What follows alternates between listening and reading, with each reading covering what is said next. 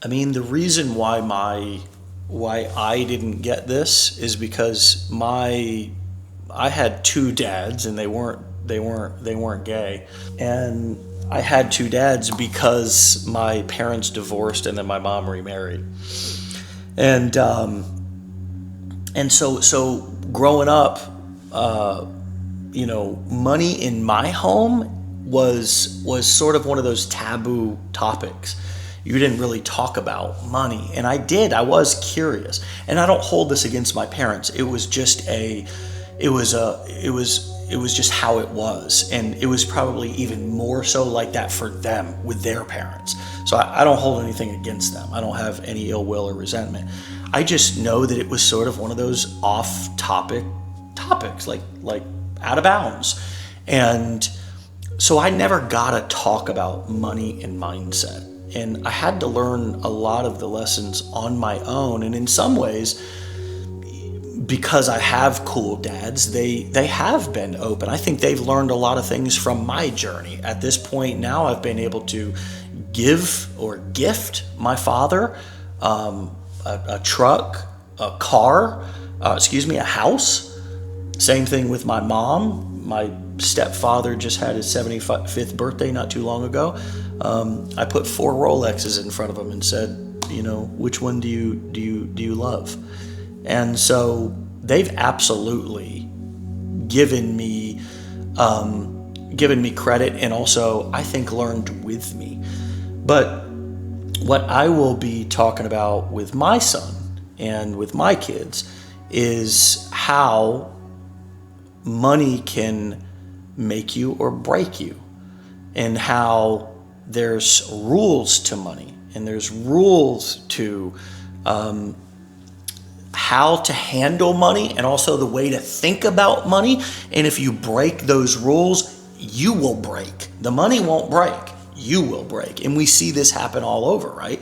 We see the played out examples, like the lotto winner who was broke, 70 or 80% of them, the NFL players. As a matter of fact, there was a great documentary called Broke, that a large percentage of NFL football players were broke within 5 years of leaving the NFL. So all of those examples have kind of been talked about. But what isn't talked about as much mainstream, and also swept under the rug because it's kind of embarrassing, is how a lot of people achieve success and then lose it because the pressures of wealth, and because they're not prepared, and because nobody kind of told them what to expect when you run into a bunch of money. And nowadays, this is a talk that's even more important than ever, because young people are making a lot of money. Now, first, let's start with basically an actual syndrome, right? It's called the sudden wealth syndrome. You can look it up on Wikipedia. It's one of these things, sort of like the liking gap. The liking gap is a syndrome or a phenomenon where we all have it in some degree, but you actually feel like people like you less than they actually do. So people like you more than you think. And if we all realized how much people would like to interact with us, and how more welcome we are to say hello, we'd all be a lot more friendly. But we think that people like us less than they do. And so this sudden wealth syndrome is, and you should go research that yourself and come to your own understanding, because it'll probably help your confidence. But this sudden wealth syndrome is a term given to a psychological condition where the overwhelming pressures of unexpected or abrupt fortune can develop into emotional and behavioral afflictions. It can also be referred to as an identity crisis. The term sudden wealth syndrome was coined by practicing wealth psychologist Stephen Gobart, co-founder of the Money, Meaning, and Choices Institute. Now, there's symptoms, right? Social isolation, paranoia, uncertainty, shock. The duration, depending on the situation. The causes: sudden lottery winnings, large inheritances, gambling winnings, entrepreneurship, e.g. founders becoming wealthy quickly or suddenly, trading cryptocurrencies, Bitcoin. And then there's additional risk factors, they say, which are if you already have depression, anxiety disorders, or insomnia. So that's concerning, because isn't that what everybody wants, is a sudden windfall of cash? I know that's what I wanted. It's not particularly what I want anymore. And I was explaining this to actually somebody on my team, Ryan, earlier, and I was using the example of somebody in our industry who's made a lot of money already. And if he was to sell his company, he may get a lot more money, but then suddenly he would have nothing to do. And once you get to a certain point, you kind of realize that having something meaningful to do is also important. And you also kind of realize that slow, controlled, boring growth is actually a healthier and a lot less riskier way to build wealth and to get rich. And what does that mean? It means that instead of being in a rush to get rich quick, that you are okay being patient, that you're okay building something that's going to last. And what I didn't know about in terms of my mindset and in terms of money is that my ability to make money was ultimately going to be determined by my reputation, how much value I could provide, and how long and consistent I could stay doing the thing that I was doing. And I'll give you an example. So say that somebody's a really good football player and they get drafted into the NFL and they get injured in the first game. That ability to be able to make that wealth that most people can make nowadays, if you make it to professional sports, disappears. Whereas somebody like LeBron James or Tom Brady, who had a really long career, well, that long career gave them more of an opportunity to win championships, more of an opportunity to get big brand deals, more of an opportunity to make more money in the league, everything just all around. Your ability to make money it has nothing to do with how fast you can get it. It has everything to do with how long you can last.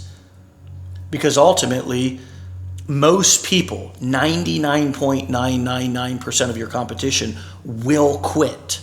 It will become too much. They will get distracted and they will eventually fade out. I think that making money is in a lot of ways very in alignment with that old show that came out. Maybe if you're super young, you don't know it, but definitely if you're my age, you do. It's called Survivor. And it was about outwit, I think, outplay, outlast. Like the ultimate goal to win this reality show was to just stay there, to just be on the show. And so now that foundation is set, that groundwork of longevity, because if you're in and out, if you get rich fast, you will go broke fast too. It's like quick up, quick down. I've seen it. And I would tell you that it would have happened to me too had I not already gotten clean and sober at 24. If I had come in with all of my previous addictive personality traits, all of my drama and trauma that was built up inside of me in my early 20s, because I dropped out of high school in 9th grade and I was fucking homeless and on the streets for 10 years before I got clean and before I even started a business at 25. And so I had gone through a period of hell and then gotten clean and was entering entrepreneurship and starting to make money after I got clean. Now, on the flip side of that coin, I've seen a lot of people in my 16 years in business, in the coaching space, in the online space, a lot of people who even sell themselves as like life coaches and things like that, who start to have success, but because they have not experienced that humbling previous rock bottom, they have a tendency to that wealth, that those newfound riches are just gasoline for a toxic fire. And they start living their best life, YOLOing, and before you know it, that's also a recipe to go broke. So the other foundation, we've got longevity. The other foundation is sobriety. And that doesn't particularly mean that you need to not be drinking or smoking or do anything like that. There's a difference between a cluttered and a toxic and a sober mind.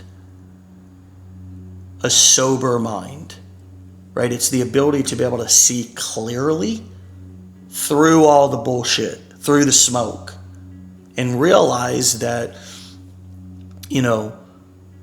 there's some obvious landmines. And one of the most obvious ones is to get a bunch of dough and blow it on drugs, alcohol, ladies, whatever, gambling, addictive bullshit.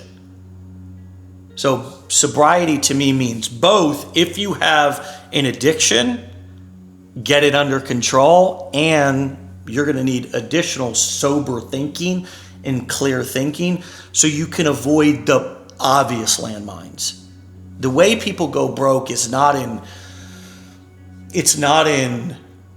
sneaky ways. It's in obvious ways. It's in big, obvious ways. Oh, yeah, he started smoking crack. Oh, yeah, he, got into women, got into, prostitutes, strippers, Vegas, nightlife, clubs. We hear that story a lot. As a matter of fact, I was just watching a documentary about the Dallas Cowboys, America's team, back in the 90s, and just some of the chaos that, and some of the things that they got wrapped up in as having, because what comes along with money is also notoriety. And with notoriety comes access to things that you didn't have access to before. So, being able to control temptation and to understand what those major landmines are important, right? And they are the ones that are the same for everybody else who's come before you. I mean, nowadays you can, ask AI, what are some of the biggest riches to rags story? Because so often we study the rags to riches story, but we don't ever pay attention to the people out there who had it and lost it. And the number one rule of investing, per the best, most legendary investor that's ever lived, Warren Buffett, is don't lose money. Just don't lose money. And so understanding what the landmines were that particular man or woman stepped in, that was the thing that broke them, is important to know.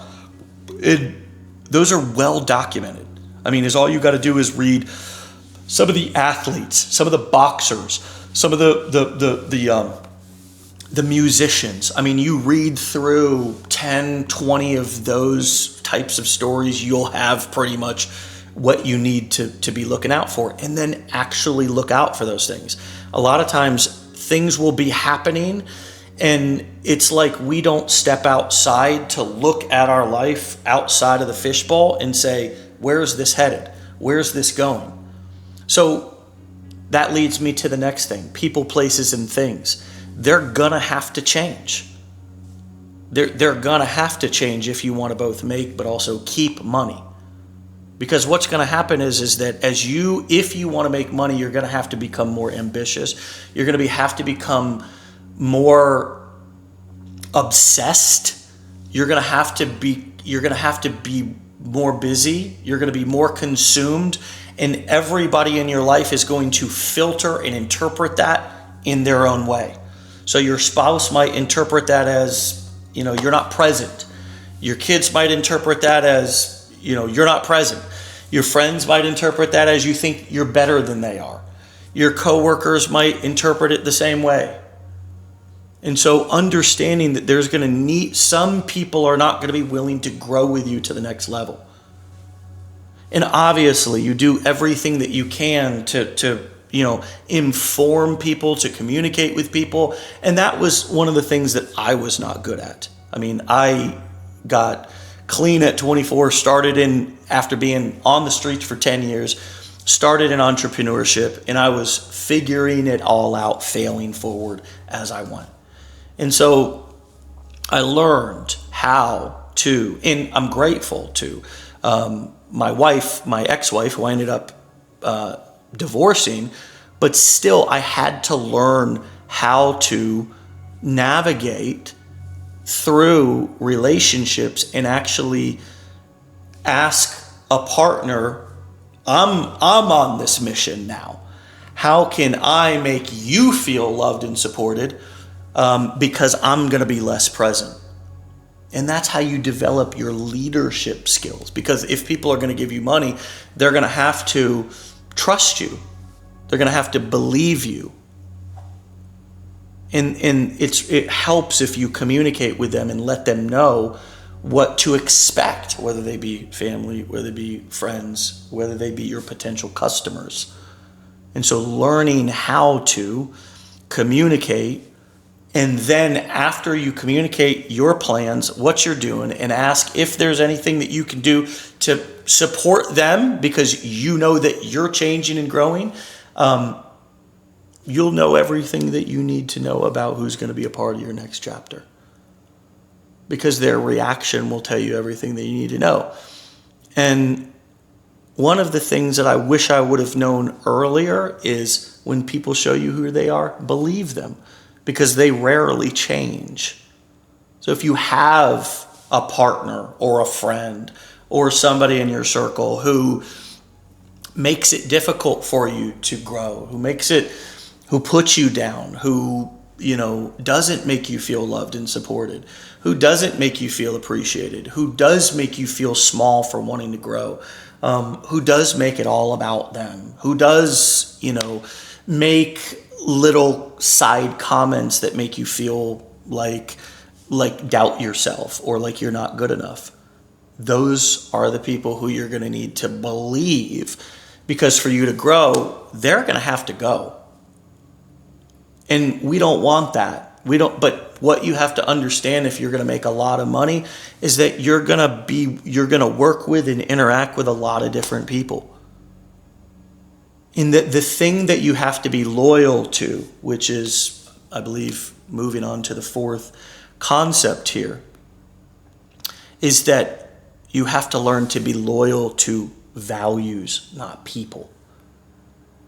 Because people change, but what do they change? They change their values. You better know your values if you're going to make and keep money. What are your values? I mean, for me, one of the values that seemed really attractive, that I wanted to be one of my top values, was integrity. But I really had to realize, I thought integrity was what I did when everybody was looking. But I learned that integrity was what I was doing when nobody was looking. Integrity was as I became more successful and had more power. This is always the number one way that I can tell if somebody's a great leader or not. Do they abuse their power? Number one, that's it. That's the only thing I look at when I'm around somebody who's powerful. And it helps me determine whether I'm going to let them lead or not. Because as a leader, you have to be a great follower. You better be the best follower. You better absolutely know when to step back and let a great leader lead. And hopefully you bring up other leaders around you. That's really the ultimate way to make money, is you're never going to do it alone. But back to being loyal to values, not people. People are going to change. People's values are going to change. And when they do, you're going to have the choice. Well, am I going to bend my values so I can stay loyal to the person? Or am I loyal to the value? And if the person changes, that's their decision. For me, plenty of mistakes being loyal to the person and not the value. And when I say loyal to the value, that's the value that we started the relationship on. That was the agreed values that we were going to have. I'll never forget, I had a guy that was working for me. And he didn't have a computer, so I let him use my computer. And I was giving him a lot of access to me, to my space, to my, to a lot of things around me. And What he didn't and I didn't realize was that that my computer was logged in like under my iCloud or something, because even though I've had 2 internet companies and teach internet marketing, I still am not a tech guru. And so that computer was logged into my iCloud. So was the computer that I was on. So somehow, some way, he was in the office or something one day, and up popped his brand new business plan for his competing business, right? That he was making on the computer that he was borrowing from me. And the agreement that we had, of course, when we started working, was that I'm fine being a stepping stone for your career, not a doormat, but a stepping stone. But it's got to be transparent. And of course, we had contract or employment agreements, but there was also just the basic value, the rule that this is what we're focused on right now. And if you're focused on something else that's like this, I mean, if we're doing internet marketing or coaching and you're at home doing gardening or basketball or something, that's different. But if you're going to be starting in trying to build a competing business plan, hello, goodbye. Somewhere along the line, either he lied and his values were not the same as they were when we started, or they changed somewhere along the lines. And so it was like, there's been a lot of those times where things like that happen, and I realized that somebody either didn't have the values that they said they had, or that their values changed. In your job as somebody who's going to be making money and also going to be stewarding money, is that people better always know what your values are. And this is going to become even more important, and you better always do what you say you're going to do. Because remember, if longevity is the guiding principle of making and keeping money, then you're not going to make your money just in one fell swoop. And that's one of the biggest mistakes that most people try to do.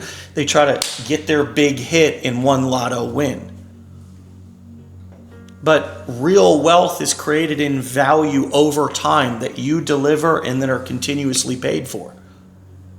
Or just compounding interest if you have investments. But you don't get investments. This is the thing that people don't understand about investing, is that you never can have the money to invest unless you make it from doing what I'm talking about right now. And all of the business tactics that I teach, this is the dynamics. Those are the mechanics.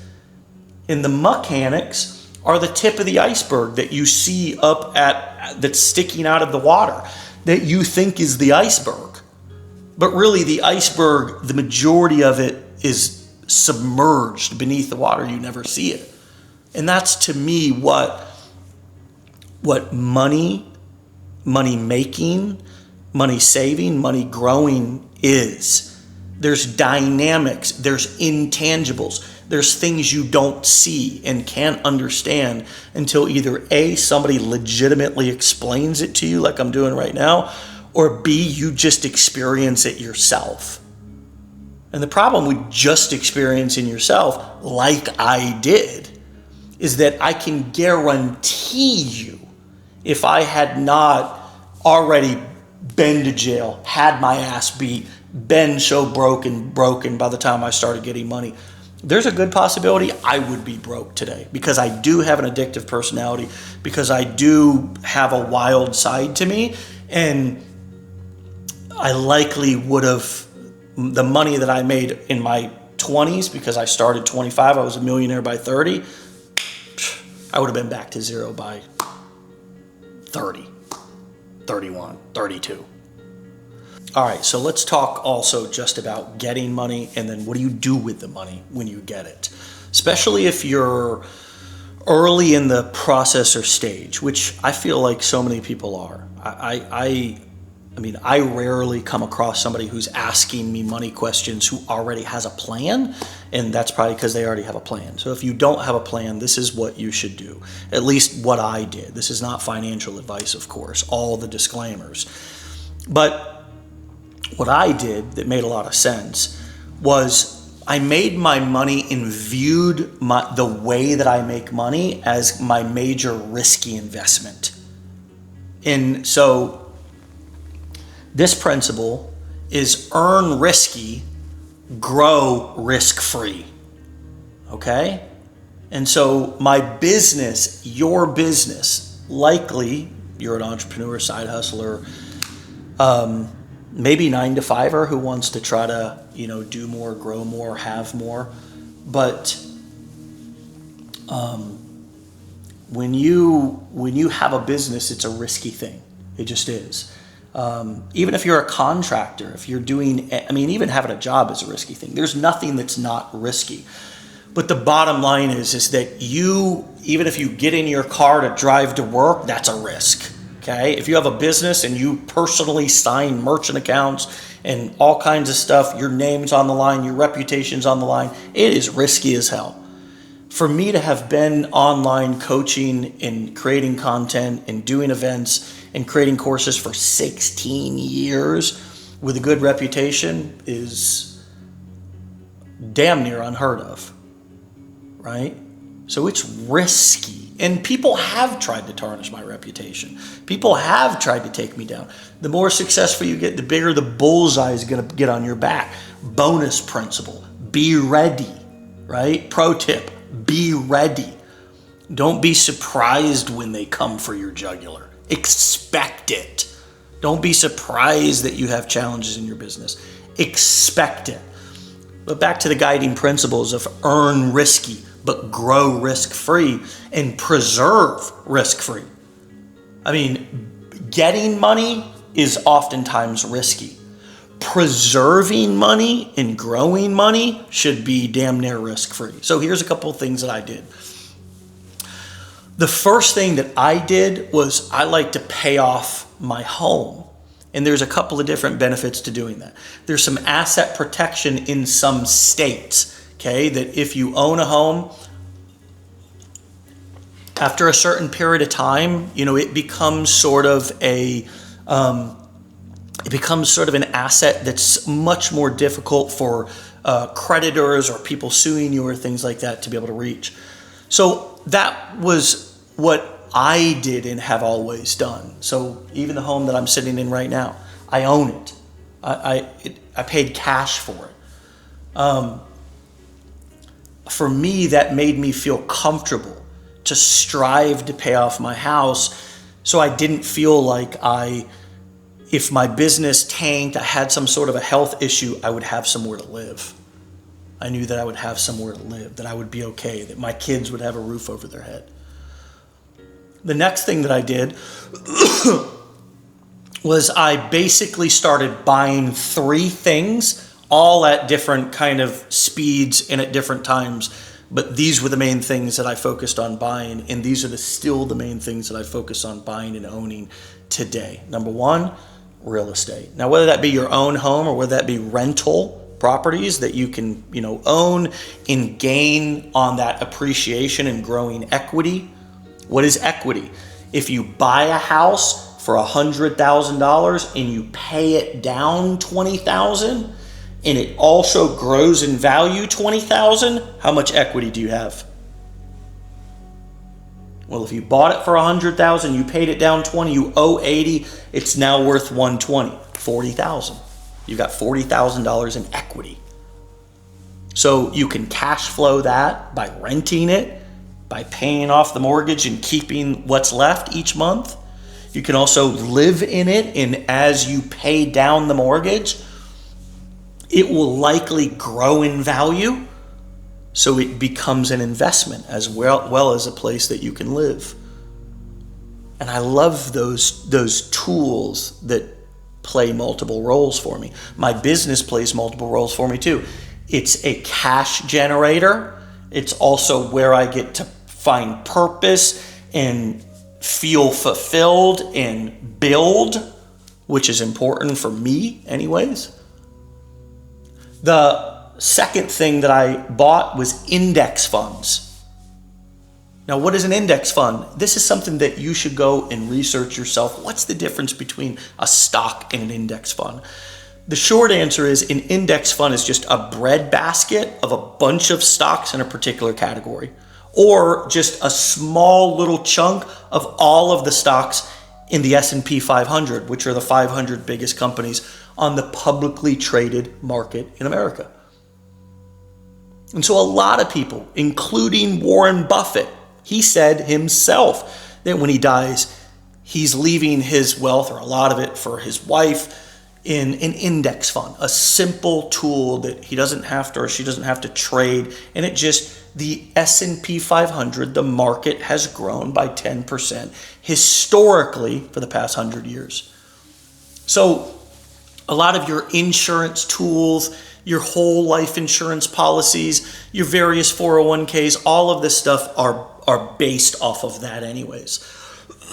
So just opening up an account, a Merrill Edge account, an E-Trade account, any of these types of account, and just going in purchasing a share of a particular index fund, which again means instead of just picking one stock, you're just buying a portion, a bread basket, a little piece of all of them.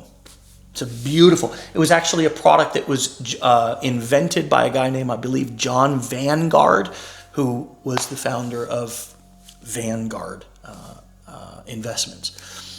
And you can buy a lot of those index funds through Vanguard. Vanguard actually offers them through portals like E-Trade, Merrill Edge, things of that nature. You can go right on to any AI agent, chat, anything, and say, what is an index fund? How do I buy them? Okay. Here's the third thing that I bought. Just gold. Just gold. If you look historically at the chart with gold, it's just gone up significantly, so much so even over the last year it continues. I mean, that's an all-time high right now. As of recording this at like $3,500 an ounce or something, $3,400 an ounce. It's astounding. So those three investments with the occasional jewelry purchase, right, that I can buy and enjoy, and learning how to buy things that are going to at least hold their value. So if I want to enjoy a piece of jewelry or a watch or something like that, or even a car, like a Lamborghini or Ferrari, which I'm not a supercar guy. I'm just a regular dude who just has a Cadillac Escalade, a couple of G-Wagons, a couple of Range Rovers over the years. And I did have a Mercedes S-Class, kind of cruising around town like a grandpa, but never any Lambos, never any. I like to wear a Lambo on my wrist. Is that too much? No, that was good. We're talking about money, for God's sakes. Yeah. I mean, can I? You got to be credible talking about it, right? This is a Lambo. Not bragging, just saying. But there are certain supercars that you can buy that hold their value and even go up in value over time. There's certain watches that you can buy that when you walk out of the store, they'll go down 50%. There's others that you can buy that when you walk out of the store, they double in value. So it's kind of understanding with some of your fun purchases, how can I take money and buy something that's going to be not an investment, but a store of value, so I can preserve wealth. Because essentially what you're trying to do over time with your money is have your money stored somewhere where it beats inflation. Because your money, we experience about 2% of inflation per year, okay? So if you don't have an investment that's growing 2%, growing your money 2% or more per year, your money is you're losing money. It's becoming less valuable.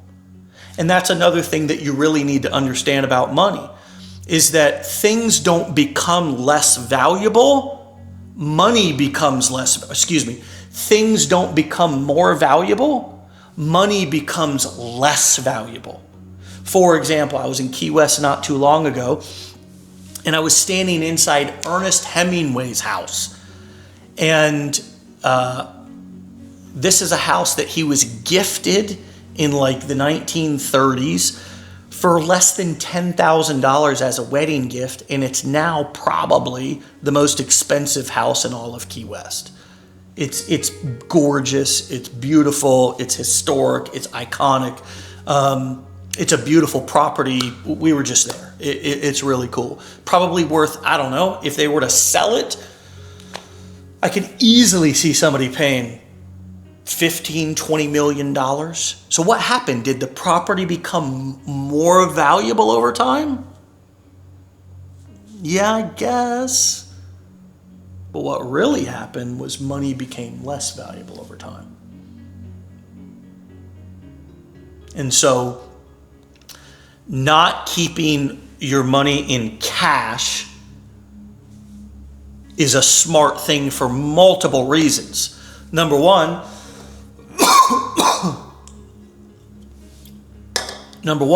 you can't beat inflation. You're not going to beat inflation when it's going to inflate, its value is going to deflate.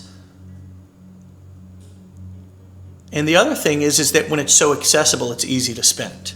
So you don't want it totally locked up, but you want to know that it's working, and you want to become of the mindset, don't get in the way of the workers working. That's a mindset that you need to have also as a leader, is you don't need to touch everything. If you touch everything, last story. My father, great man, talented, gifted, wonderful craftsman, carpenter. And actually, my father got sober 6 months after I got clean from heroin back in 2008. He's sober to this day. And he taught me so much of what I know, mostly about my values. What he didn't teach me how to do was make money. And the reason why was because he had a hard time giving up the tools himself. He couldn't let somebody else do the work. Now, part of that was a great quality about him. He just wanted the job to be done right. But the thing that kept him from growing financially was the fact that he couldn't, or had a difficult time letting go, right? So for us, becoming detached from money and letting it work, and also becoming somewhat detached as you grow from the things that you did when you started, in giving other people who you hire or who you enroll in your vision to help you out with those things, which allows you to detach, and also gives them purpose. These are some of the principles that I hope will guide you. I hope are valuable to you. And I hope that you'll be able to think back if you're in a tough spot or at a crossroads and remember some of these and be able to use them in those moments when you need them.